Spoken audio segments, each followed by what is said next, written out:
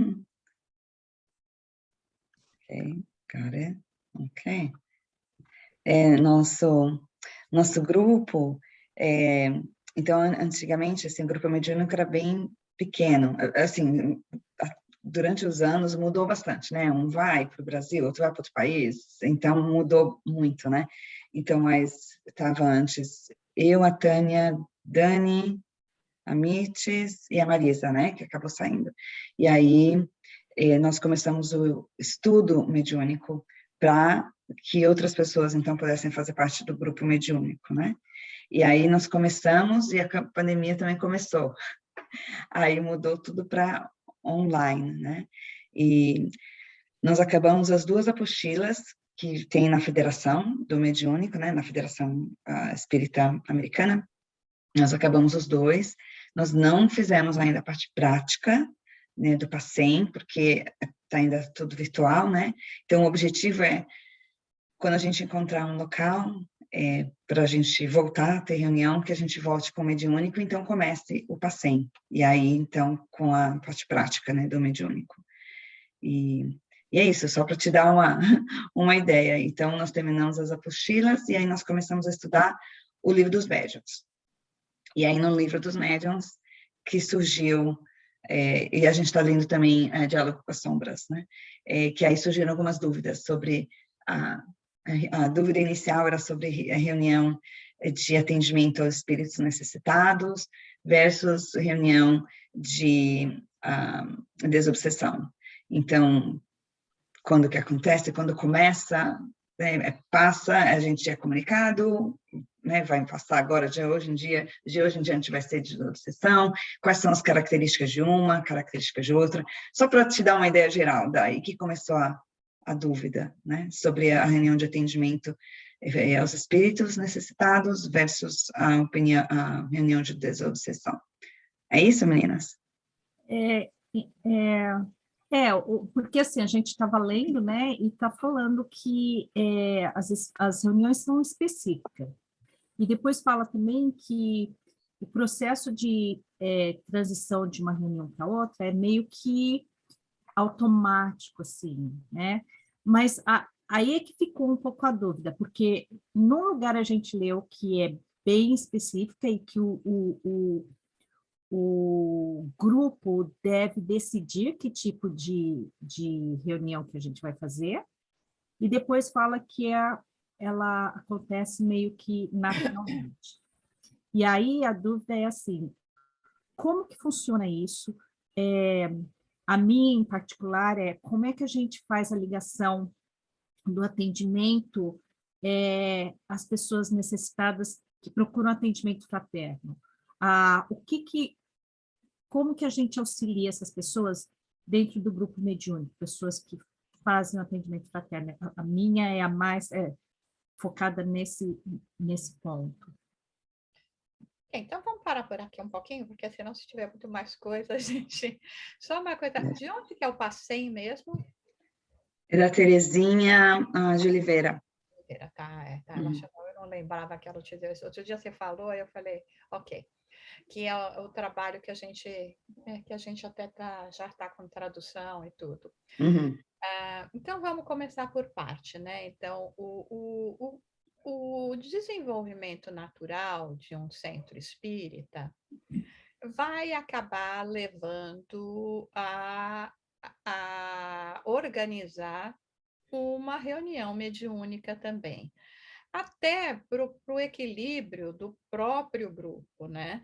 Então, não é uma coisa que tem que ser de imediato, porque nós sabemos que há necessidade de um maior entendimento, não só intelectual, né, da parte de teoria do que é mediunidade, de como fazer, que é óbvio que a gente precisa, pelo menos, né, de um conhecimento básico, mas especialmente do próprio crescimento interior dos participantes e da conexão que vai acabar existindo entre esses participantes, né?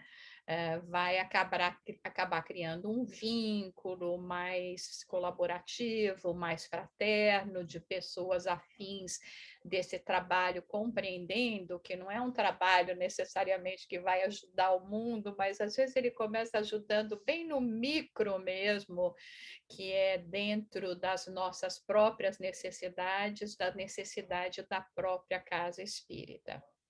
Então, indubitavelmente, os primeiros estágios seriam esses do esclarecimento, né? Que vem através do estudo.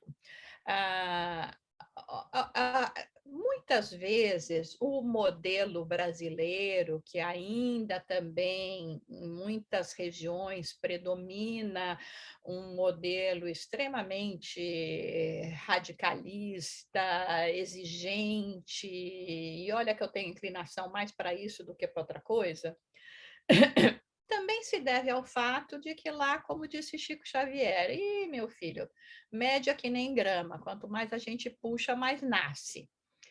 Aqui nós não temos, então eles podem falar, não, tem um curso aí de 5 anos.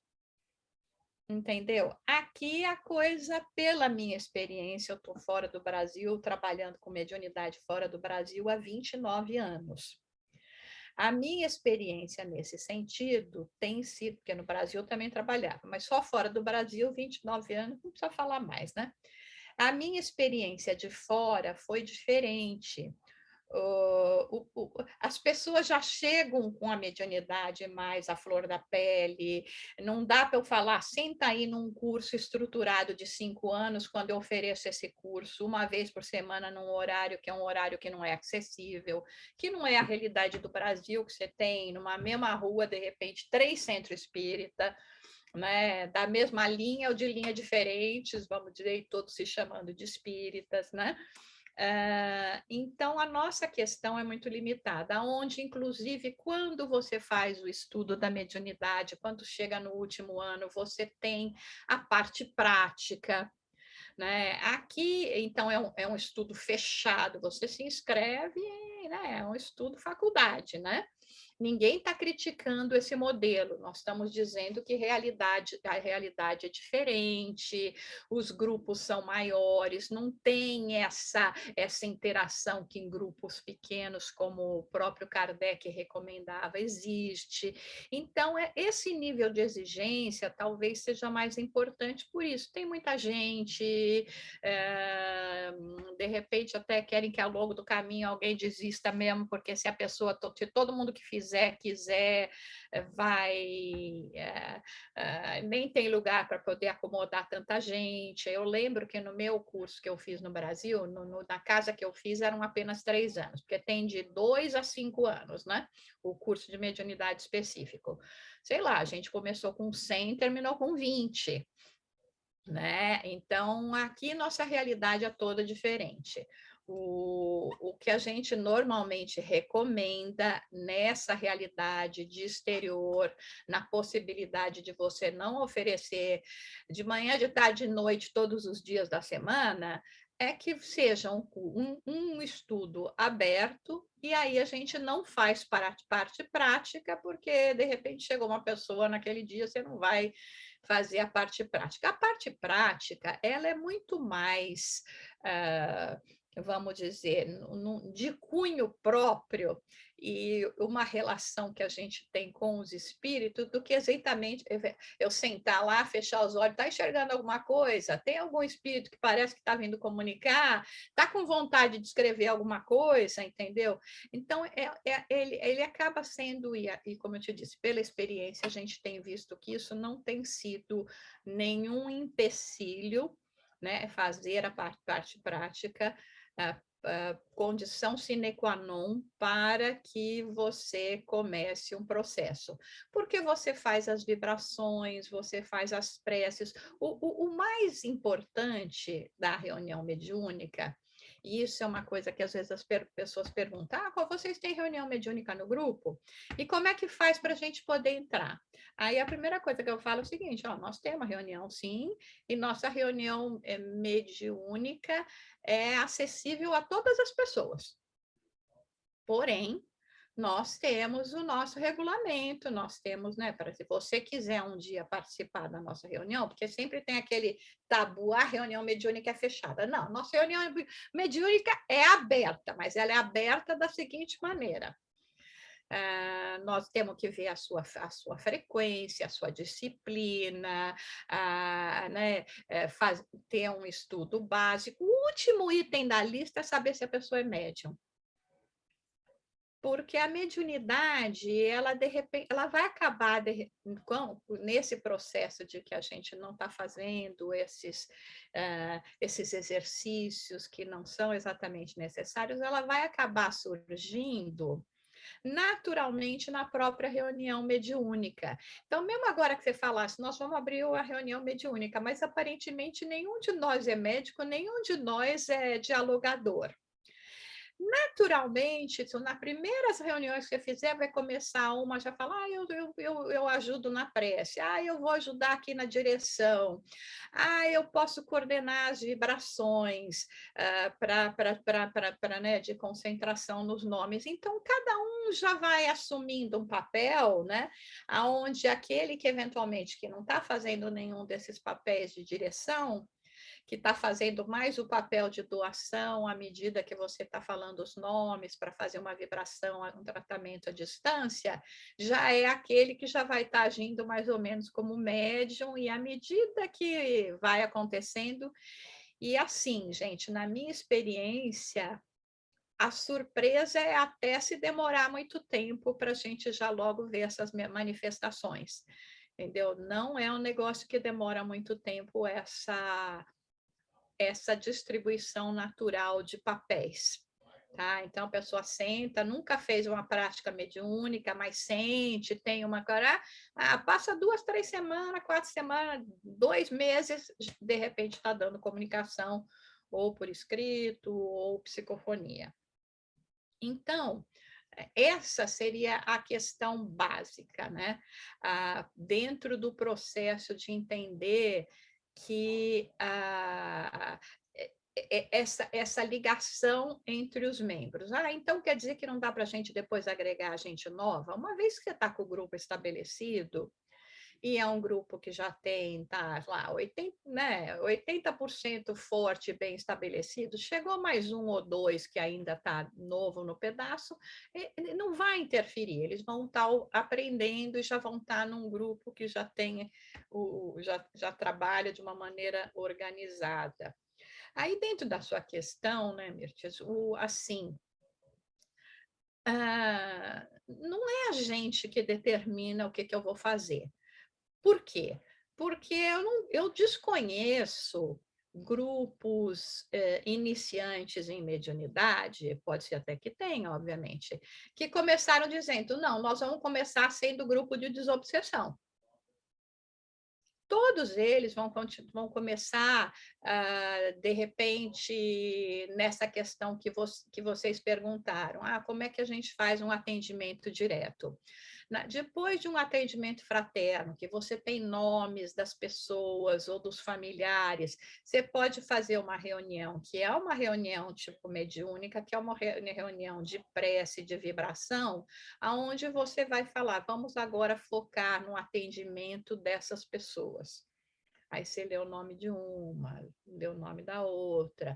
Isso já é uma reunião mediúnica, né? Porque nós vamos estar em grupo, com todo o preparo, com assistência espiritual, com a doação de ectoplasma, eventualmente com um desdobramento de uma das pessoas presentes. Vamos chamar todo mundo de médium, já que o próprio Kardec chama todo mundo de médium.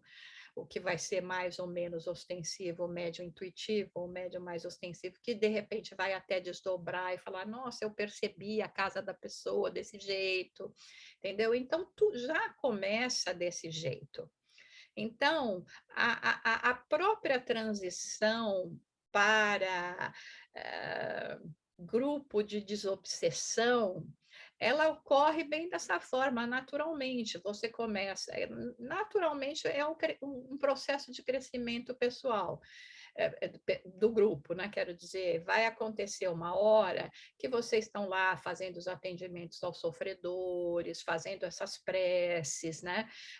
Algumas manifestações mediúnicas que pode vir através da psicografia ou da vidência. E aí um espírito mais difícil vai se manifestar. Um espírito mais difícil que eu digo, por exemplo, já começa com alguém que está num processo de viciação, de addiction, ou então de suicida. Aí depois já começa um espírito um pouquinho mais raivoso, né? Aí já começa um espírito mais trevoso, vem um ou outro de vez em quando. Então, é muito, sabe, você não tem, assim dizer, como até Kardec quando fala, né, na classificação dos espíritos, na classificação dos mundos, não é que fecha um estágio, começa outro, né? É uma transição natural. Agora, grupos que já têm mais estabelecidos, que pode ter 3, 4, 5 reuniões por semana mediúnicas, de repente eles podem ter reuniões específicas, que eles aí vão escolher, inclusive, as pessoas mais comprometidas, os médiuns mais experientes, e alocar aquele horário para uma reunião exclusiva de obsessão. A gente aqui no exterior, eu não vejo isso, tá? O que eu vejo é realmente uma reunião mediúnica e que ela acaba, obviamente, tendo, como eu te disse, o atendimento aos necessitados e o atendimento aos obsessores e o atendimento aos trevosos. Então, Gisela, só para esclarecer uma coisa. Acho que era a ideia que eu tinha, mas não tinha certeza se era isso, porque eu nunca ouvi uma descrição de uma reunião de desobsessão. Então, uma outra questão é, qual é a diferença? Então, pelo que eu entendi, não tem muita diferença. A diferença é que quanto mais a experiência tem o grupo, mais espíritos endurecidos a gente vai receber para tentar auxiliar. É isso? E aí, né, Mirtes, aonde vem os nuances que fazem uma reunião eventualmente ser mais frequentemente de desobsessão, vamos chamar assim, do que de atendimentos com eventuais atendimentos de desobsessão? É que na reunião de desobsessão mesmo, requer mais disciplina da gente, né? É aquela coisa, você tem uma cirurgia de apêndice, né, ou uma cesárea, de repente qualquer residente pode fazer essa cirurgia, vai fazer bem feito e vai dar tudo certo. Mas quando você tiver uma cirurgia cardíaca ou uma cirurgia de cérebro, você vai ter que pegar um especialista, neurocirurgião. Então, o que acontece no nosso caso? No nosso caso aí, normalmente as reuniões de desobsessão 100%, aonde, né, você vai precisar? Realmente um grupo extremamente firme e dedicado, né? Já mais experiente nas questões básicas de concentração, né? Porque é aquele negócio, não adianta a gente ficar lá e, gente, pelo amor de Deus, não, se você chegar na reunião mediúnica e a cabeça começar devagar, não fica naquela história de que eu preciso estar aqui de olho fechado. Abre os olhos e isso te ajuda a melhor concentrar, ficar lá para a mente não ficar divagando, não tem essas coisas, tá? Então, isso que exige o próprio médium. O acoplamento de um espírito obsessor é muito penoso para um médium, é extenuante e um trevoso, entendeu? Então, você pega um médium novato que já começa a sentir uma coisa dessa, não vai dar certo. As reuniões, como se você ler, por exemplo, como vocês estão lendo, o Diálogo com as Sombras, né, Hermínio Miranda, quando ele descreve lá, essas reuniões de desobsessão, eventualmente nós vamos ter diálogos que pode durar meia hora, 40 minutos. Para você ter um médium que sustente, né, uma vibração e um transe durante todo esse tempo, esse médium precisa ter um pouco mais preparado, né? E não significa preparado anos de serviço, não. É alguns médiums específicos mesmo que já pode ser até a primeira vez que ele vai sentar na tua reunião mediúnica, mas ele já veio com esse compromisso de dar o corpo para esse tipo de coisa. O próprio dialogador que tem que ter um conhecimento, que tem que ter um coração de amor, né, nesse atendimento, porque você vai lidar com espíritos, né, que vão te contar os casos mais escabrosos e você tem que ter piedade, você tem que ter compaixão. Você tem que ter solidariedade. Ele chega dando risada porque ele já matou a família inteira, só falta um e agora ele, entendeu? E você tem que amar aquele espírito. Então, a diferença acaba sendo mais nisso, né, do que eventualmente nesses outros fatores. Então, é por isso que a gente diz o atendimento exclusivo, numa reunião exclusiva, você vai ver que numa reunião exclusiva de desobsessão, as pessoas vão ter no mínimo 5, 10, 20 anos de prática de reunião mediúnica. De novo, o que não significa que a gente não vai fazer desobsessões e atendimentos até de espírito trevosos, mas eles são mais penosos para o grupo, para o médium e para o dialogador. E os espíritos, né, como sabem muito bem o nosso alcance, eles vão fazer isso de uma maneira muito dosada. Não adianta você falar, agora nós temos uma reunião de desobsessão, os espíritos só na tua cabeça, né? Porque na nossa vai levar, mas não sei quantos anos para você, para a gente trazer um obsessorzinho nível médio aqui para você, entendeu? Então é essa que seria a diferença, é penoso, sabe? E aí é que exige mais. Se você vai estar com médiuns mais iniciantes, que vão ficar impressionados, apavorados, começar a fazer ligação depois que saiu da reunião. Então, aí é que faz essas diferenças. Agora, a estrutura é a mesma, né? É um grupo de médios, é o dia específico, é o comprometimento, a assiduidade, o conhecimento básico, o médium de psicofonia, os dialogadores, os que dão a sustentação, que são extremamente importantes na reunião, quando eles acham que não estão fazendo nada, tudo se deve a eles, porque mesmo quando você vê no livro Diálogo com as Sombras, quando eles falam que foi plasmada uma imagem, né? No próprio Domínios da Mediunidade tem isso também, que o espírito começou a ver a imagem, aquela coisa toda. Quem está doando ectoplasma para aquelas imagens serem plasmadas são os médiuns de sustentação.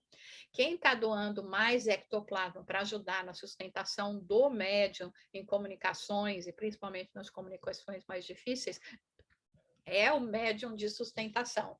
E, eventualmente, também ter os passistas, né? O passe, engatei um gancho aqui, qualquer coisa vocês me interrompem, mas só essa coisa do passe.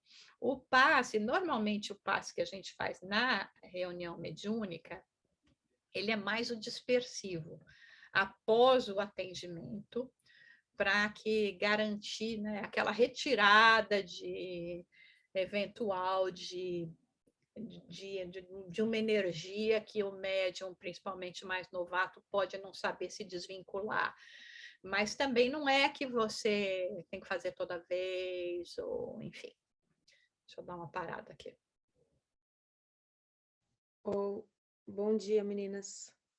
Vou fazer pergunta. Ai, Lígia. Jussara, então o que eu estou entendendo do que você está falando é que meio que a decisão não é nossa, né? Não. A gente não fala, vamos abrir um grupo de desobsessão.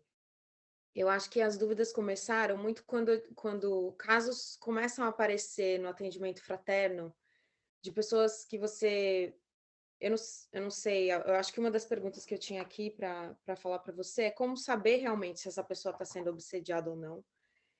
E aí, qual que seria, então, a indicação para essa pessoa? Já que a casa não tem um tratamento de desobsessão, não é nosso, né, nosso papel definir isso, então hoje a gente vai abrir, e o que fazer com essa pessoa, assim, eu entendo, a gente falou sobre prece, né, a gente fala sobre estudo, a pessoa começar a frequentar a casa, etc. E aí eu acho que quando a gente estava discutindo, era a diferença disso, de falar para essa pessoa, então agora, né, você fazer prece, evangelho no lar, dar essas orientações, e o trabalho de desobsessão. Qual seria a diferença disso, assim? Então, Lígia,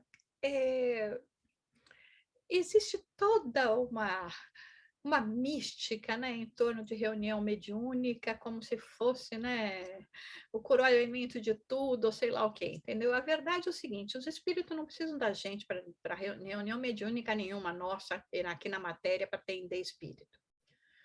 Então, se a casa resolvesse até não ter uma reunião mediúnica, ok, entendeu? Normalmente a gente faz porque é um outro serviço que pode oferecer, um atendimento mais direto, e um processo de aprendizado e crescimento maior para a gente através de uma prática mais de caridade.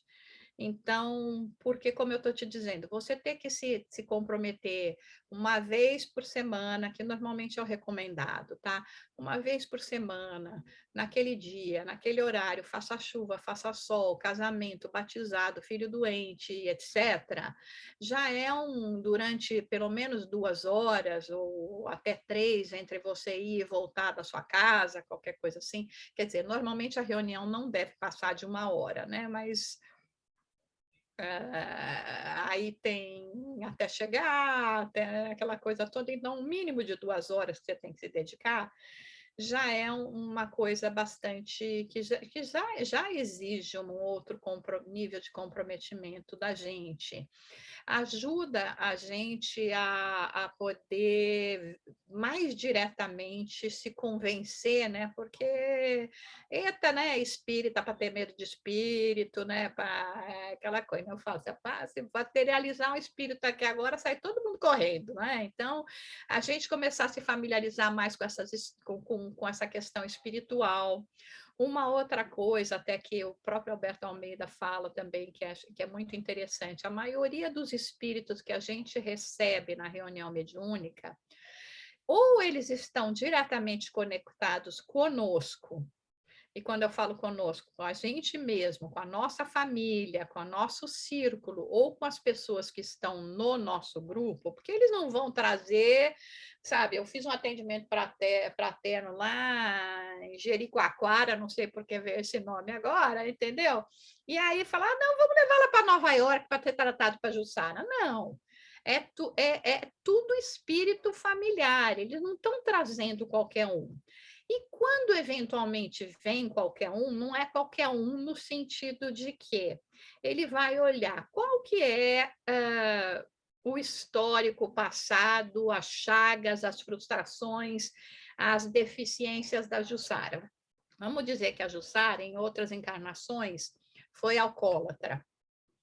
E aí, agora, estou aí, né, aguentando as pontas, não sei o quê, mas tem aquele sentimento de culpa, tem aquela coisa toda que eu trago de um alcoolismo de vidas passadas. Aí eles trazem um espírito, e durante o atendimento daquele espírito, está sendo feita uma catarse no espírito da Jussara, porque aí nós vamos falar, não se sinta tão culpado, a lei de Deus, você vai ter novas oportunidades. Então, é um tratamento psicológico. Então, nunca pense que um caso que foi levado lá não tem a ver com a gente, com os diretamente implicados. A outra coisa que nós ouvimos muito, né, agora nesse período, a reunião mediúnica não precisa nem ser no plano físico, elas estão ocorrendo muito em maior número, porque aí a gente não tem a limitação de horário, transporte, se faz chuva, se faz sol e etc. Se você quiser e tiver condição, você pode ter certeza que está parando em reunião mediúnica toda noite. né? Nós, inclusive, temos relembranças disso, várias pessoas no nosso grupo, a gente tem relembrança disso, de participar de reuniões mediúnicas. Então, essa questão agora, eu estou recebendo um atendimento fraterno, uma pessoa que a gente vê, a primeira pergunta sua, é obsediado ou não? Olha, eu quase arriscaria dizer que não tem ninguém na nossa terra que não sofra de obsessão. Então, eu digo que pelo menos um a gente tem. E se for só um, ajoelha no milho, levanta as mãos para o céu e agradece, mesmo que seja dos bravos, porque já é privilégio, né? Como às vezes eu até brinco, né? Quando alguém convida alguém para casa, você nunca está convidando uma pessoa só, vai ter sempre um mais um, né?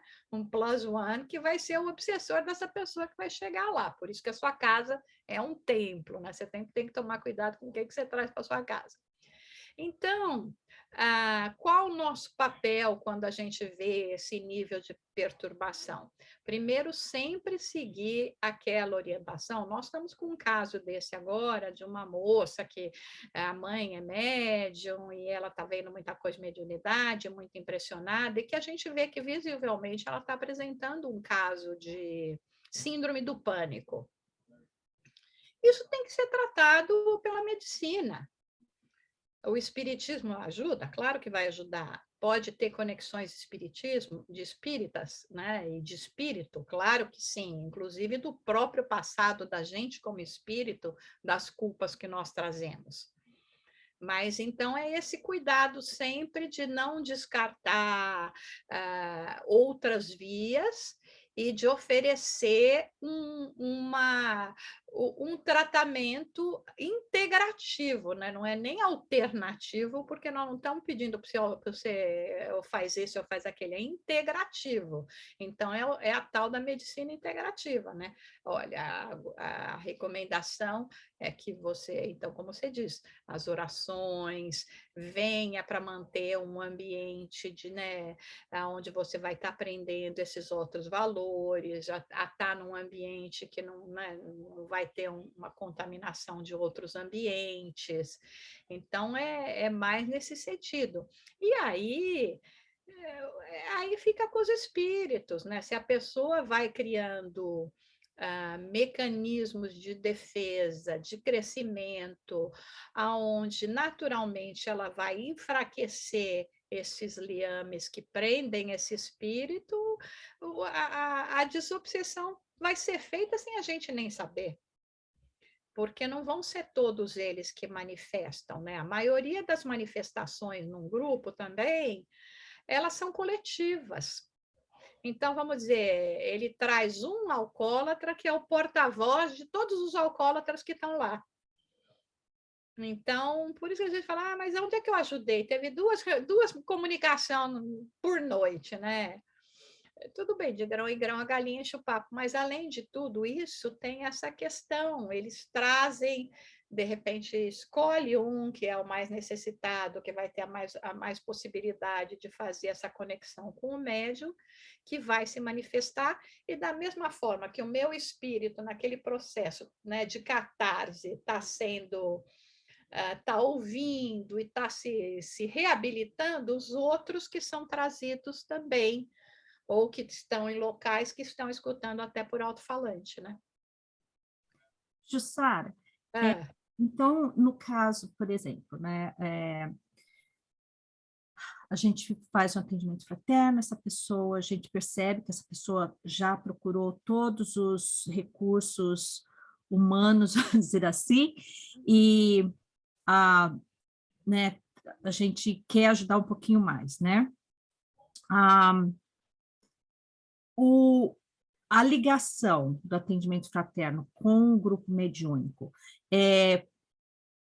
seria ideal a gente colocar o nome dessa pessoa na reunião mediúnica e falar o nome dessa pessoa, ou simplesmente está lá, a gente tem uma caixinha de vibrações onde a gente coloca o nome de todo mundo que pede vibrações, o nome da pessoa está lá e a gente não menciona o nome de ninguém. Seria mais ideal a gente mencionar o nome dessa pessoa que a gente sabe que está em grande necessidade, ou não tem essa necessidade? Olha, isso são aquelas questões, vamos dizer assim, que os espíritos vão deixar para o nosso modelo, para a nossa organização, até porque eles vão seguir ou não de acordo com o que dá, né? Como sempre Chico falava, o telefone toca de lá para cá, não é daqui para cá. Eu não posso chegar e falar, eu queria falar com fulano de tal, mas o fulano de tal não está disponível. Então, Mirtes, assim, como essa reunião, e no caso de vocês que vão começar, ela vai ocorrer em estágios, né? Então, como que eu visualizo? Eu não sei se já tem alguma de vocês que já é médium, já trabalhou em outra casa como médium ou não, enfim. Ou alguma que já tem uma inclinação para fazer o papel do atendimento fraterno. Aliás, do atendimento fraterno tem um livro fantástico da Dona Terezinha, que nós até temos traduzidos para o inglês, que é o Talking to Spirits, que também dá boas direções nesse sentido, já que o diálogo com as sombras é lógico que é uma recomendação também, o próprio desobsessão, né? O desobsessão de André Luiz para a gente é condição sine qua non, é uma daquelas condições que você entrar na reunião mediúnica, você precisa ter lido aquele livro, né? Que você lê numa tarde, porque ele é um guia, ele te direciona para o que fazer e o que não fazer, né? Como se preparar para uma reunião mediúnica. Então, assim, você me perguntar, como eu visualizaria uma reunião que começa após um estudo de mediunidade, onde a gente nem tem necessariamente ainda papéis definidos, tá? Começaria marcando, né, aquela coisa, o dia da semana, as pessoas, fazer aquele negócio. Então, aí, como manda, lá a gente tem a própria orientação nas reuniões, começar com uma leitura preparatória, normalmente não utilizar esses momentos para estudo, né, mas mesmo para um preparo, que pode ser né, dessas de Emmanuel ou ou do próprio evangelho, oração curta, e aí vai direto ao assunto. E principalmente quando já tiver os médiuns, então vai mais direto ao assunto ainda, porque aí já existe uma conexão, daqui a pouco a gente fala disso. Aí passou nisso, você pode fazer uma reunião de vibrações gerais, né? Onde você pode optar ou não por trazer o nome das pessoas que estão com processos mais graves, né? E lembra, gente, essa coisa que agora, até há pouco tempo, a gente cortou isso, porque a gente tem uma reunião que é só de vibração. Bom, eu já estava com mais de 1000 nomes, né? Porque você mesmo vai chegar e falar, mas agora minha prima da prima da prima da prima me ligou que está com um caso lá de uma criancinha siamesa. O caso é sério? É sério, é grave? É grave. Mas é o que eu te falei, você tem que fazer uma triagem aqui também, você tem que fazer os atendimentos diretos aqui. Então, aquela lista chega num ponto, fica interminável, tá? Então, tem que ter muito critério nessa situação, né? Então, não é para trazer o caso da pessoa que está passando por um câncer, essa é uma outra reunião, uma reunião de vibrações, né? É uma reunião, então, no caso, olha, aquela família está tendo fenômeno na casa, alcoolismo prevalecendo, ou alguma outra substância, a pessoa que veio falar, você pode ou não trazer, como você pode ter um livrinho, um caderninho com o nome que você fala, olha, que, por exemplo, as pessoas que nós vamos estar focando hoje são essas, e você não precisa nem falar o nome delas, né? Então, vai depender do como você queira fazer, né? Como no começo pode ser que ainda não tenha, supondo que não se tenha papel definido ainda, pode ser que você comece mais assim, solicitando um atendimento para o caso de uma pessoa, uma família específica, que faz parte dessa comunidade de vocês. Entendeu? Pode ser assim. E, de novo, gente, se eu também não estiver respondendo aí direitinho as perguntas, por favor, fica à vontade para perguntar melhor, para falar melhor, porque às vezes eu tenho essa tendência, eu pego aí um afluente e falo um monte de outra coisa e não respondi bem o que era a pergunta, tá? Eu vi aqui que... Não, eu acho que está ótimo. Mas eu acho que talvez não sei se ficou claro que assim, parte desse grupo, metade das pessoas que estão aqui, a gente já faz atendimento, faz parte do grupo Mediúnica mais de, sei lá, eu contei 10 anos, né? A Mirtes e a Cláudia, a Tânia contaram aí 15 anos. E aí a Lígia, a Andressa e a Maria Eugênia, e mais duas que não estão presentes, que começaram o estudo durante a pandemia, né? Não durante a pandemia, a gente começou, a pandemia bateu. Só que a gente sempre se denominou atendimento aos necessitados, né? A gente nunca... sempre que falava, né? Vocês têm desobsessão? A gente falava, não tem. E aí acho que a dúvida, né? Foi nesse ponto. Será que a gente realmente não faz desobsessão? Será que realmente a gente precisa ter algo específico, né? Desobsessão e atendimento aos necessitados? Como que esses... E eu acho que está clarificando bem, Jussara. Acho que está ajudando bastante. Essa experiência que vocês falam, é experiência de estudo ou experiência prática? Prática. Prática. Então tá. Eu, a Mirtes, a Tânia e a Cláudia já têm experiência prática. As meninas aqui, a Lígia, a Maria Eugênia e a Andressa ainda não. Então já fica bem mais fácil, né? Na verdade, é aquela coisa, né? Os espíritos estão um pouco ligando o nome que a gente dá para as coisas, né? A gente é que adora fazer essas classificações. Como você disse, a maioria dos casos vai ser desobsessão mesmo, porque mesmo aquele espírito que vem um atendimento ao espírito sofredor, né? Porque a gente fala, normalmente, a classificação de mediúnica é atendimento aos sofredores, ou desobsessão, né? Mas é o que você falou, um não desimplica o outro, né? Porque o sofredor pode ser aquela pessoinha da tua família que ficou lá conectada e que está indo lá com você e que está sofrendo, que não sabe o que é.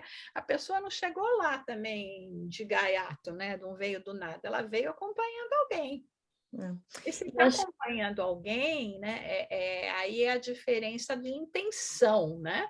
Uhum. A intenção desse não é uma intenção de vingança, de prejudicar, de satisfazer seus próprios vícios, de lutar contra o Cristo, né? Então, mas na realidade, todas as reuniões acabam sendo de desobsessão. Eu acho que a questão a denominação que eu mais gosto é o seguinte: é reunião mediúnica. Um atendimento aos espíritos. Aí, que tipo de espírito é? Sabe, eu sou um hospital. Você é um hospital. Né, tudo bem, a gente até tem hospitais específicos, só de olho, garganta e nariz, não sei o quê, mas é um hospital. O hospital se atende o que apareceu lá, e vai ter os casos que são os casos, né? Eu preciso de um band-aid, vai ter um caso que é uma cirurgia mais difícil, né? Fala. Acho que uma coisa é assim, né? A gente às vezes recebe ligações ou e-mail perguntando: tem algum centro da Bay Area que tem trabalho de desobsessão? E aí, lógico que é difícil você explicar para a pessoa, né? Mas eu sinto que às vezes a gente deixa de atender, e eu acho que isso é um trabalho que a gente pode fazer, né? De tipo assim, como falar? Oferecer o atendimento fraterno independente, né? Porque eu e a Tânia, a gente fez um atendimento recentemente que a pessoa estava procurando uma reunião de desobsessão. E, na verdade, a gente acolheu a pessoa e foi ótimo, né? Mas, muitas vezes, eu acho que a gente deixou de atender porque a pessoa manda um e-mail: conhece um grupo que faz trabalho de obsessão? Não, a gente não conhece. E aí a pessoa, né, mas eu acho que é o acolhimento, né? Não falar, nós temos trabalho de obsessão, mas oferecer o atendimento fraterno, não, vem conversar com a gente vê qual que é o caso, né? Que eu acho que os 2 últimos atendimentos fraternos que a gente fez foi mais ou menos assim. A pessoa estava procurando algo específico e a gente acolheu e foi maravilhoso os 2. Você veja, né? Esse caso, né, Beth, entrar aqui já que nós estamos falando entre nós, né? Primeiro, o seguinte, você pode responder, sim, nós temos reuniões mediúnicas aonde a gente atende os espíritos que vêm nessas comunicações. Então, isso já engloba tudo. Mas uma pessoa que faz uma pergunta dessa, normalmente é aquele típico de pessoa que fala, eu sei que tem um espírito me perseguindo, vê se dá um jeito e arranca ele de mim, entendeu? Quanto é que você cobra? Ou faz alguma coisa na encruzilhada para dar um despacho nele? Então, quando a pessoa já fala isso, você já tem que entender que classe de pessoa que você está e que entendimento que ela tem de espiritismo, né? Ou dessas conexões. É tipo aquele, sabe? Eu tô com uma diabetes, tira esse negócio de mim. O médico vai falar, eu posso te dizer como você tirar isso de você. Entendeu? Que é o nosso papel também. Então, num processo de desobsessão, eu posso ter o grupo mais poderoso de desobsessão do mundo e não vou tirar o seu desobsessor se você não fizer nada para isso. Né? Quem sabe até eu consiga ajudar o desobsessor, como a gente brinca, né? Tirar ele, mas aí imediatamente você sai de braço dado com o outro. Porque é você que está trazendo as coisas, né? Então, quer dizer, quando uma pessoa já fala isso, é um total desconhecimento do que significa, né?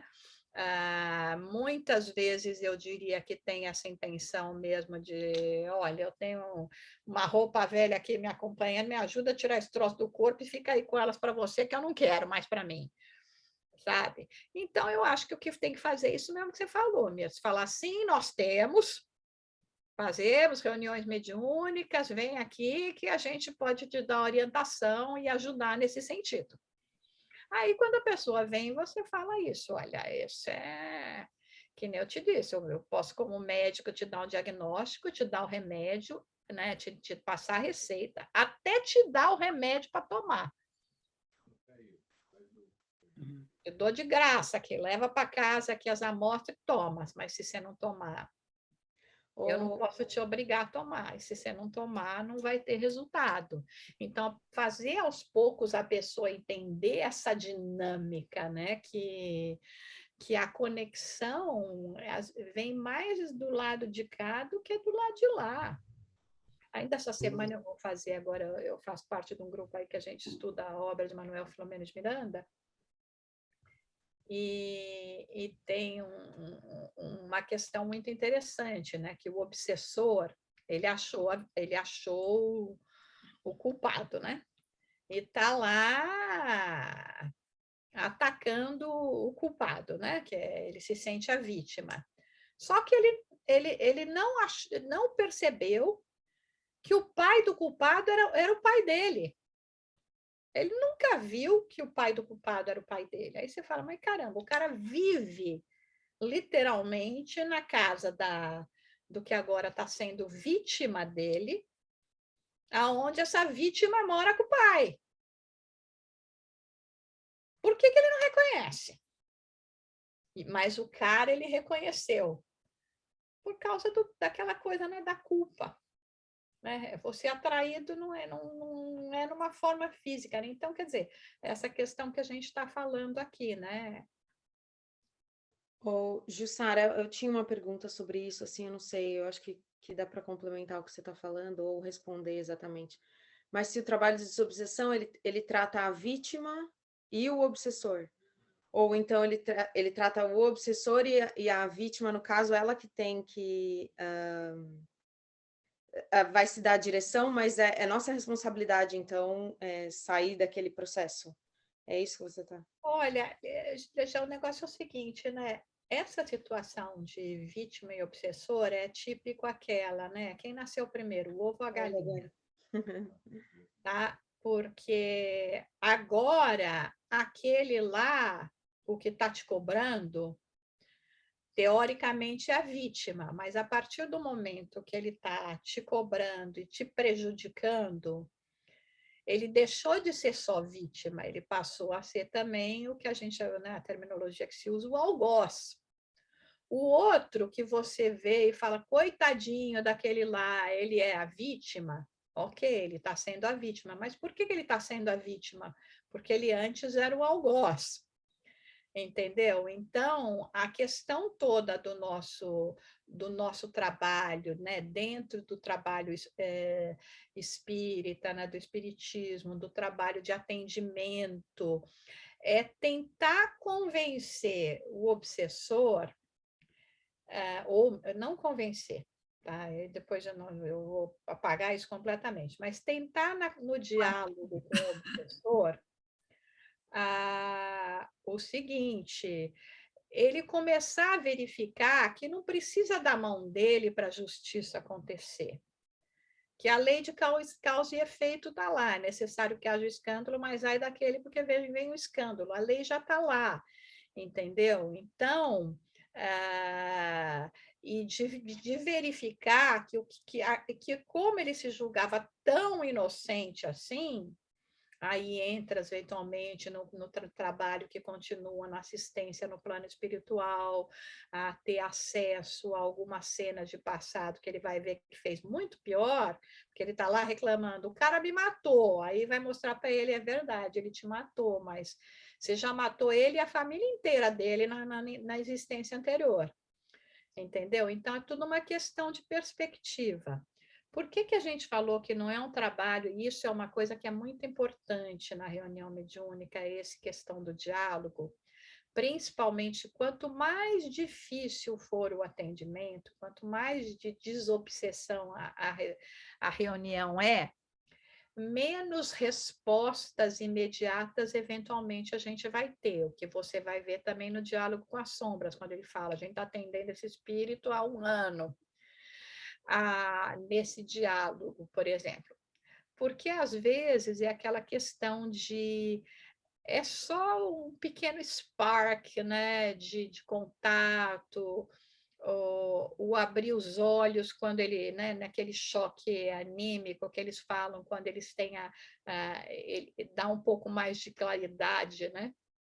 Na hora que eles se comunicam através de mecanismos mais físicos, através das nossas fisiologias, mas aquela coisa, de repente vai vir aquele espírito lá gritando, vociferando, você não pode pensar que em 10 minutos de conversa você vai mudar o cara. Uai, com 10 minutos de conversa diária em 10 anos, a nossa mãe não muda a gente, né? Como é que você acha que você vai mudar um espírito que está trevoso desse jeito, né? Então, é primeiros socorros. Então, isso é outra coisa que pode levar à frustração, a questionamentos, falar, nossa, mas o espírito saiu daqui tão bravo quanto chegou. Mas aqui, aqui é apenas o pré-operatório. O resto vai ser com o plano espiritual, e deve ser pelo plano espiritual, que tem muito mais habilidade de lidar com isso do que a gente. Então, sempre lembrar disso, porque a gente não raramente vai ver aqueles casos que a pessoa vai chegar lá gritando, vociferando, eu quero matar, quero isso, quero aquilo, e depois, meu Deus, perdão, e não sei o que. Aí faz a gente, aí todo mundo na reunião chorar, nossa, como foi lindo hoje, né? Eu acho que de vez em quando os espíritos até preparam os casos desses, só para satisfazer o nosso ego, sabe? As nossas necessidades, porque no geral não é assim. No geral, até chega aquela lá que não sabe que está morta e você não pode nem falar que ela está morta, porque você vai sentir que nesse caso você não pode falar. Então, nem isso, nem o mínimo do mínimo quer dizer, escuta, você já não está mais aqui, eventualmente você vai falar. Então, tem todo esse processo também, né? Mas é por isso que aí, né, Lígia, na nossa parte, à medida que a gente amplia o entendimento de que não tem só algoz, não tem só obsessor, e que a gente realmente começa a ver que, ok, ele agora é o leão ferido, entendeu? Aí a gente começa a ter e liberar essas projeções de compaixão, né, de caridade, porque é a mesma coisa que a gente, né? Aquele que tiver sem pecado, atire a primeira pedra. Então, pode ser muito grave o que aquela pessoa fez, e daí, entendeu? E quem diz que eu já não fiz coisa igual ou pior? Né? Então é mais nesse sentido, né? Que a gente tem que começar a perceber, e mesmo a vítima, nós não vamos deixar de ter dó na vítima, fazer que nem os hindu, não sei se vocês sabem, como eles acreditam em reencarnação e muito em lei de causa e efeito, karma, né? Em determinados segmentos do hinduísmo, ele não deixa você ir lá ajudar a pessoa, porque fala, não, eu não posso mexer no karma da pessoa, a pessoa tem que pagar. Está passando fome, nós temos que deixar ela passar fome, porque senão eu vou interferir no karma dela. No espiritismo, nós temos uma visão diferente. Você vai lá e oferece a sua ajuda. Aí, se a pessoa vai poder se beneficiar dessa ajuda ou não, vai depender do mérito ou não dela. Né? Então, não é o caso aqui da gente também falar, não, esse cara aí agora está de coitadinho, né?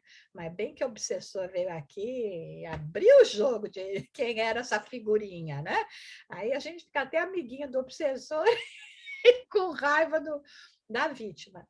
Então, tem que ter toda essa perspectiva, né?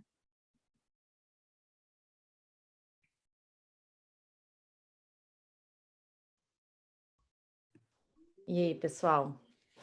Eu queria dar a oportunidade para as meninas, se vocês tiverem mais alguma pergunta para fazer. Eu estava perguntando, a Maria Jane, a Andressa. Com vocês. Queria, assim, como a gente não teve a prática, né?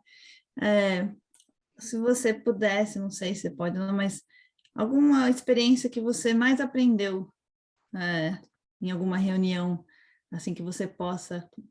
claro, você não pode dar detalhes só, mas contar para a gente uma coisa que você aprendeu muito em alguma reunião mediúnica. Ai, olha,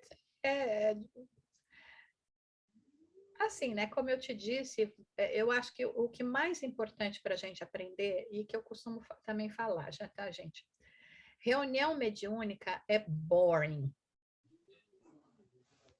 tá? Então, se você vem achando que cada dia você vai chegar lá e assistir um drama de novela, né, e não sei o quê, né? Não, a reunião mediúnica é boring, né? Ela normalmente tem aquele mesmo casinho. Ah, vem mais um aí que não sabe que está morto. Ah, vem mais um aí que está bravo, entendeu? Então, por isso que é um trabalho de amor, né? E aí, de novo, muito parecido com uma coisa de hospital, entendeu? Não vai esperando, eu acho que então essa expectativa da gente, todo dia só acontece isso, por que só comunica espírito chorão? Ou aquela médium lá especialista, bom, já tem o espírito que vai comunicar lá com a Dani, já sei que vai ser um chororô, entendeu? Aí por que a Dani só comunica com o espírito chororô? Porque ela é chororô? Não, mas eventualmente ela consegue fazer mais conexão com esse tipo de espírito. Por que só comunica com suicida? Deve ter sido um suicida de vida passada? Não, você eventualmente tem uma outra colocação.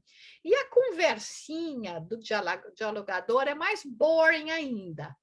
Porque é sempre aquela coisa, desculpa, gente, eu estou falando isso aqui para a gente a nível de mais descontraído, mas no porque é isso mesmo. Porque no frigir dos ovos é isso. Obviamente, se eu estivesse em público, eu não ia estar falando dessa forma, assim. Apesar de que, se vocês quiserem divulgar isso para o público, pode divulgar, entendeu? Eu ia estar usando uma terminologia um pouco mais, sei lá o quê, né? Mas, assim, aquela conversinha, bem-vindo, bem-vindo. Aí tem alguns detalhezinhos, né, que a gente tem essa mania de falar, bem-vindo, meu irmão. Que irmão? Que meu filho? Sou lá teu irmão. Então, vamos ver também, prestar um pouquinho de atenção num greeting piegas e que não te diz nada, que é mais você usar aquilo para achando que vai... Entendeu? Seja bem-vindo à nossa reunião, se quiser chamar até de amigo, alguns falam, pode chamar, como amigo, não sei o que tal. Aí, às vezes, até na nossa reunião mediúnica já aconteceu, o que é isso? O que são vocês? Nós somos um tipo de hospital. O que é um tipo de hospital? Entendeu? Não, nós somos aqui uma casa de atendimento. Então, tem que prestar atenção em algumas coisas para a gente também não cair num vício, porque aí as pessoas que estão aprendendo com a gente aprendem, então é porque eu tenho que falar bom dia, meu irmão, bem-vindo, meu irmão. Não tem que falar bem-vindo, meu irmão, sei lá o quê. Não tem que falar isso aqui, é um tipo de hospital, é um tipo de escola. Não, aqui é uma casa de assistência, porque é uma casa, um local de assistência. E aí vem essa, e aí, como é que está passando? Lembrar que o papel do dialogador é um papel de ficar de boca fechada. Né? Só tem nome de dialogador no nome, né? Porque tem que deixar o espírito fazer a catarse. A gente vê, às vezes, as dificuldades que a pessoa quer ir lá fazer uma pregação. Entendeu? Eu, quando chego no hospital com eu sempre estou falando aqui de hospital, né, gente? Eu sou uma não médica frustrada. Chego lá com apêndice, né, suporando lá, né, numa ruptura de apêndice. E o médico, em vez de me levar para a mesa operatória, começa, não, porque o apêndice é um apêndice do seu corpo, que tem a função disso, disso, disso. E, né, algumas pessoas acontece isso, isso e aquilo. E o processo que está acontecendo com você é esse e aquele. E agora nós vamos te levar para uma cirurgia, que eu vou te dar um coquetel de químico que vai ser composto disso, daquilo. Vou usar o scalpel número não sei o quê, vou abrir você. Aí, meu filho, nessa altura eu já morri, né? Então, não é o papel nosso, não é de pregador, não é dessa falsa santidade, entendeu? Na forma de colocar, é realmente de quem está entendendo que vai chegar alguém lá, que é alguém necessitado. Aí, você falando isso, me deu para assim, o tipo de mediunidade que vai aparecer no grupo também não tem importância, né? Algumas pessoas podem ter psicografia, outra psicofonia, outra... o jeito que vai vir, a gente também não pode vir de qualquer jeito, né? A gente, como pode vir qualquer tipo de espírito, né? Exato. E aí é interessante isso que você perguntou, Maria Eugênia, porque é o seguinte, a psicofonia, normalmente, ela deveria ser uma manifestação de um espírito não sofredor e não obsessor, tá? Porque não adianta nada um espírito obsessor vir lá e fazer todo, né, o trabalho dele lá, e você só vai ler aquilo depois que acabou a reunião.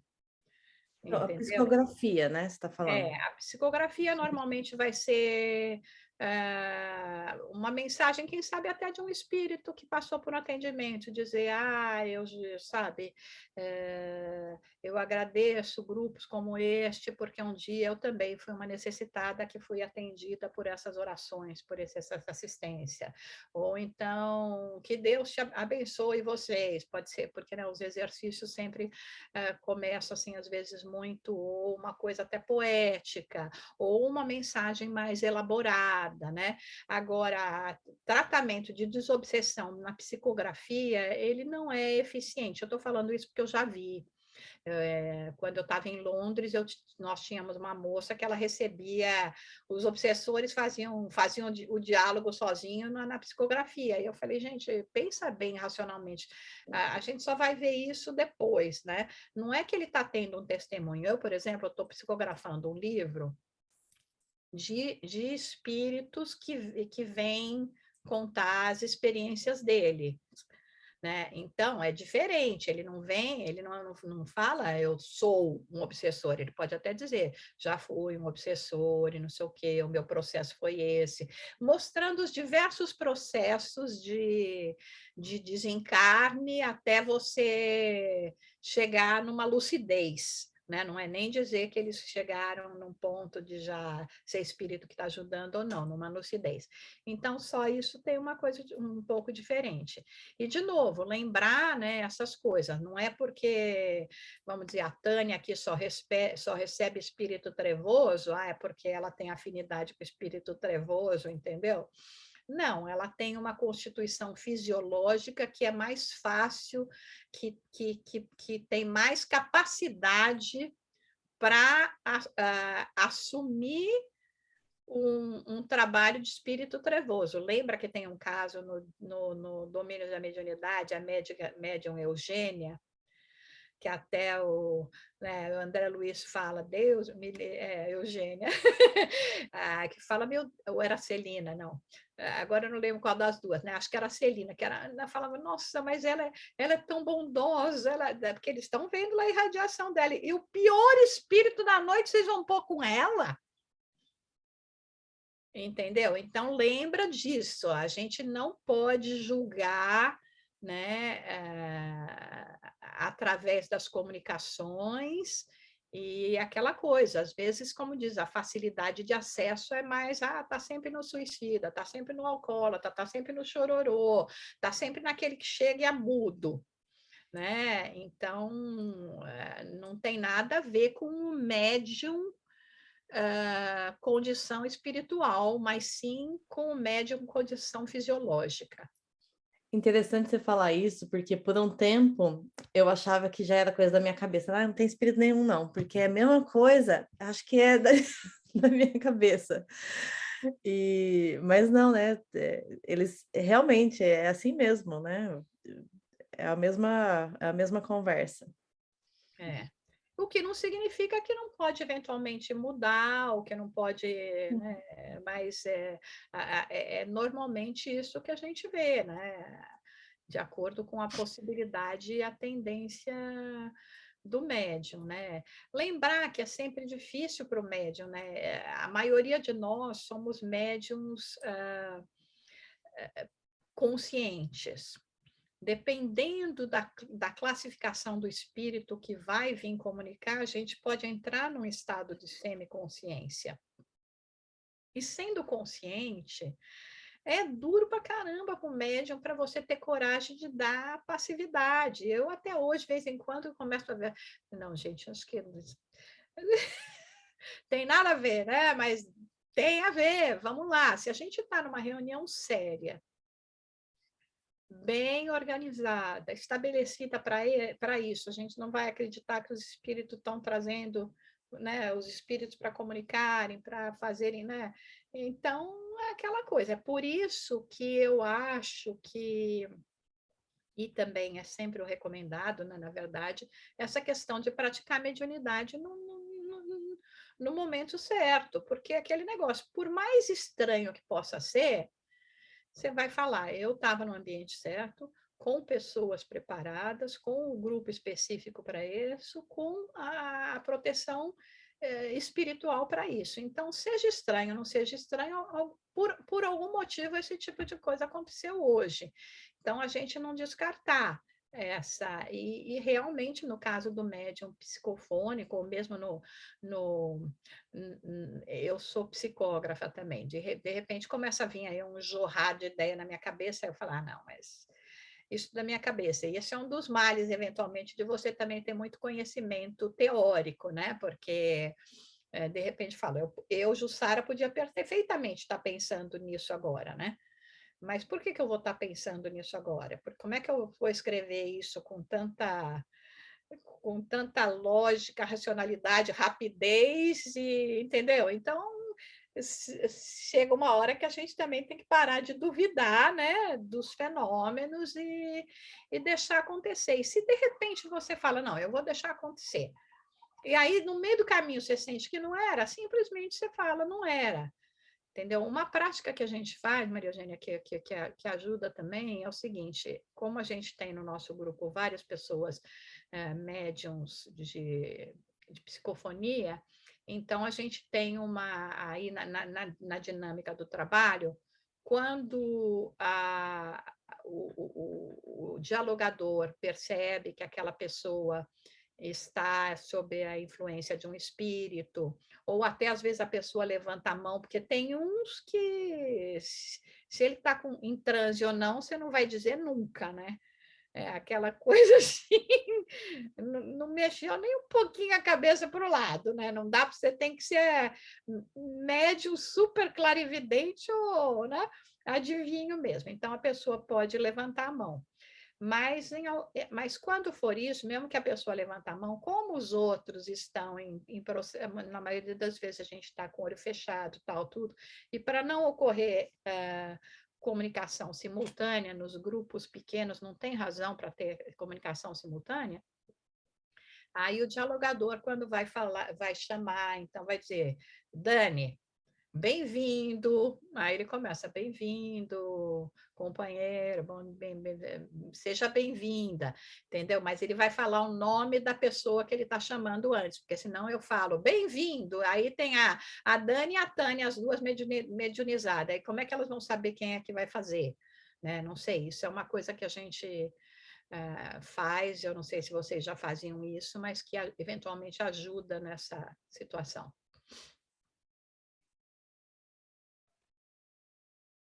Deixa eu ver que horas são, gente? São 10 horas, né? Então a gente tem mais uns 5 minutinhos. É isso? Só uma última pergunta do negócio que ela falou, rapidinho. Jussara, qual o número que você recomenda, assim, de máximo, de o que é pequeno e o que é grande em relação ao número de pessoas, assim? Olha, isso que a gente tem até no livro Desobsessão, né? O espírito André Luiz normalmente recomenda um grupo em torno de 14 pessoas, até 20, entendeu? Agora, o que é um grupo pequeno? Eu acho que menos de 4 pessoas é complicado também, né? Então, eu colocaria entre 4 pessoas. E aí, obviamente, dentro das limitações, que nem eles falam, o próprio André Luiz, né, nessas reuniões que a gente ainda está mais no início, vocês aí voltando à prática, tentar não passar de 40 a 45 minutos, porque também o corpo tem que se acostumar. Né? A concentração, tudo aquilo, hoje em dia é tão difícil a gente ter essa questão de concentração, de foco, né? Então, eu sempre fui partidária de qualidade versus quantidade.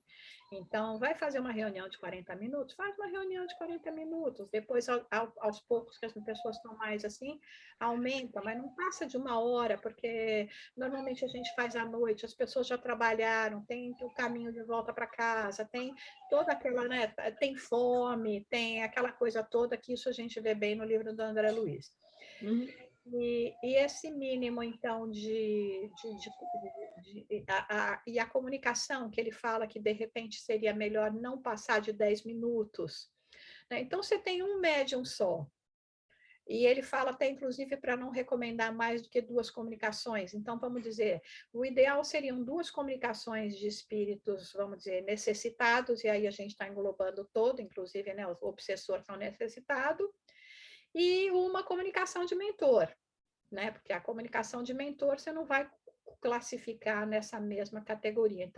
Então aí, quer dizer, se você só tem um médium, você vai ficar sentado lá não sei quantos minutos, o médium já deu 2 comunicações, já foi 20 minutos, entendeu? Então, usa sempre o bom senso, aí se faz a oração, uma oração maior, então, para aqueles que estão aqui também, que não se manifestaram, vamos fazer, então, mandar a nossa vibração para que eles também sejam ajudados, fazer a nossa doação de fluidos, entre as comunicações, porque às vezes quando você tem só um médium, né? Você pode ser que entre uma comunicação e a outra, aí o diretor da reunião sempre lembrar, vamos manter a nossa vibração, não significa que não tem comunicação, não está sendo assistido, a gente pode estar nessas doações de ectoplasma. Então, mais ou menos isso. Eu diria que entre 4 pessoas, né? E um máximo de 20 é o ideal. E num grupo mais experiente, em médias mais experientes, eventualmente você pode ter até mais do que 2 comunicações, né? Vai depender da estrutura fisiológica do médium, né? Ok? Respondeu, Lígia? Respondeu. Não, acho que a gente estava falando sobre isso outro dia, né? Para saber a opinião dela. Obrigada, Jussara. Imagina. E depois, se vocês tiverem mais coisa, manda por escrito, eu gravo voz, ou se quiser marcar daqui um tempinho mais um tira dúvida, depois que vocês recomeçarem, entendeu? Né? E lembra que muitas das orientações que nós temos, elas são orientações do modelo ideal. Mas quem que consegue trabalhar no modelo ideal? Sabe, o modelo ideal de você ter um filho é você ter pedagogo em casa, né? Um dos pais ser pedagogo, o outro, quem sabe, psicólogo, né? Enfim, entendeu? A gente não trabalha em modelos ideais, né? Então, até essa coisa de dizer, mas tem que ser um local, não pode ser na casa de uma pessoa. Pode ser na casa de uma pessoa. Pode ser num aposento que você prepara antes, que depois você termina com uma prece, limpar o ambiente, se é o caso de que, sabe, a gente aqui não tem dinheiro para centro espírita, né? Não tem, entendeu? Fica difícil. Alguém fala, gente, eu tenho aí um quarto, que é um quarto de hóspede, que daria perfeitamente para a gente botar uma mesa. Tem gente que tem garagem, que tem uma parte da garagem lá que é heated, não sei mais o que, e está lá disponível. A gente não tem esse negócio, tá? Não tem essa barreira, não, tá? O negócio é o serviço, e na hora que a gente se reúne com o propósito de ajudar, com boa vontade, você acha o quê? Que os espíritos não vão fazer lá uma bela limpeza antes, durante e depois, e vai ficar, não, meu lar começou a ter problema? Não, o lar vai começar a ter problema porque, assim, nós vamos ser perseguidos. Os espíritos não querem que a gente ajude os outros. Eu quero ver as pessoas doentes. Eu sou obsessora, eu quero ver eles se danar. Então, isso você pode estar no maior templo, numa sala, como eles falam, você tem uma sala exclusiva só para mediunidade, entendeu? Preferência até com abafamento de som, né? Porque se tiver um que grita um pouquinho mais, né? Entendeu? Cadeira de borracha, porque se alguém atirar, espero que não, né? Sabe, isso é mito, não é isso que tá. Então, eu estou falando isso até na hora de vocês estarem considerando aí, eventualmente, uma coisa, isso, né? A gente está nessa fase Uhum. do retorno. É o que não significa dizer que a gente vai desenvolver a mediunidade, fazer exercício prático em casa sozinho, né? Não, isso é outra coisa completamente. Nós não estamos falando isso. Nós estamos dizendo que nós podemos ter uma reunião mediúnica organizada dentro de um lar. Uhum. Né? Não é cada um no seu lar, né? Virtualmente. Isso é desconhecimento, inclusive, dessa questão que nós falamos, né? Os espíritos nem precisam disso. Isso daí eles fazem um favor para a gente, para ver se convence a gente um pouco mais que tem espírito, que eles comunicam e olha, isso pode ser você amanhã, né? Então, presta atenção. E já que fora da caridade não é salvação, você quer fazer um pouquinho mais de caridade? Então, colabora com a gente nesse trabalho também, que enquanto isso você faz caridade, você aprende, entendeu? E é por isso que a gente tem reunião mediúnica. Ficar pensando que os espíritos precisam da gente para atender espírito necessitado, aí a gente estava perdido, né? Com 8 bilhões de espíritos na Terra. Quer dizer, com 24 bilhões, como diz, né, Emmanuel, em um dos livros que eu não lembro o nome, mas eu tenho anotado, que a gente tem, como é que se atende 24 bilhões de espíritos com o espiritismo que tem, mundialmente falando, nós devemos ser umas 16 mil casas espíritas, 17 mil, exagerando, dos quais 16 estão no Brasil. Aí só brasileiro se salva, né? Que ainda, além de tudo, fala português, né? Então, quer dizer, não tem, né, coerência, né? Legal, obrigada, Jussara, obrigada mesmo. A gente, com certeza, surgindo mais dúvidas, manda para você, e aí, de repente, se puder voltar uma outra vez também, quando a gente tiver dúvida, nós agradecemos de coração. E só para finalizar, gente, eu não falo isso na minha cabeça, eu falo de experiência e falo de estudo. Obviamente, tem a prática como a gente faz, mas aquele negócio é um modelo. Existem vários modelos para serem feitos, entendeu? Ninguém está dizendo aqui que você precisa seguir esse ou esse modelo, né? Então, toda a nossa reflexão aqui é feita em base do que a gente estudou, aprendeu, observou. Eu já tive a experiência de participar em reuniões mediúnicas em várias casas, em vários países, então tudo isso dá, né, de acordo com as necessidades, aqui nesse país também em vários estados, então a gente vai, obviamente, adquirindo essa experiência e com a racionalidade, né, a observação, que a gente vai angariando cada vez mais esses recursos para poder fazer esse tipo, né, essas colocações. Legal, obrigada, Jussara.